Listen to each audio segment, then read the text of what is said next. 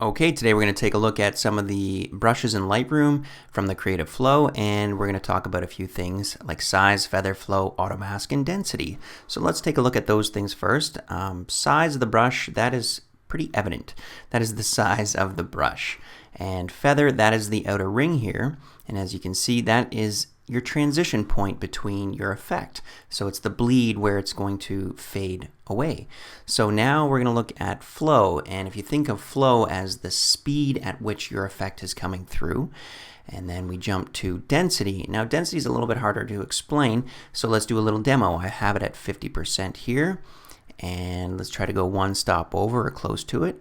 There we go, one stop, and I'm going to paint through. So what it's doing is it's basically cutting that one stop in half because we're at 50%. So it's 50% of that one stop. So if you think of it that way.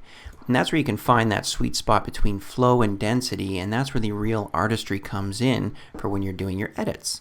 So now let's take a look at auto mask. And auto mask is a great feature. So for this demo, I'm going to bump this up so you guys can see.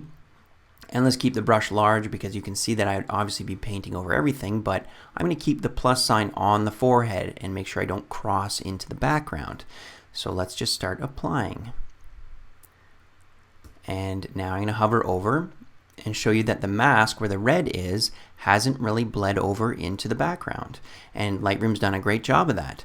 So now if I delete that, and now I turn auto mask off, and we're going to do the same thing, you can see it's just gotten really messy and it's gone over everywhere, and that's fine if that's what you're trying to do, or if you're doing a landscape or something else, it's perfect. But the auto mask, if you're doing, let's say now we're going to jump into our soft lines and we're going to do the skins just to soften that face a little bit, and I'm going to keep it pretty extreme with the flow and density. And I'm going to do a very quick job of just painting through with auto mask on, and I'm not touching the eyes or teeth or anything here. And again, Lightroom does a great job of detecting, and you can see that the eyes aren't affected, or the teeth are not affected as well. So if you do cross over, or you didn't have auto mask on and you didn't want to go back and do it over, you can always hit Alt and a little minus comes up, and that's your delete brush or erase, and then you can go in and let's just say you didn't want the eyebrows and you want to get into some fine features, and let's just say teeth, and this is a quick demo, and you can see it actually is taken it away. You can see over the eyebrow there. It's done a good job of that. So that's it. That is how to use the Lightroom brushes in a very quick tip tutorial, and how to use Skin Soften, and I'll show you before.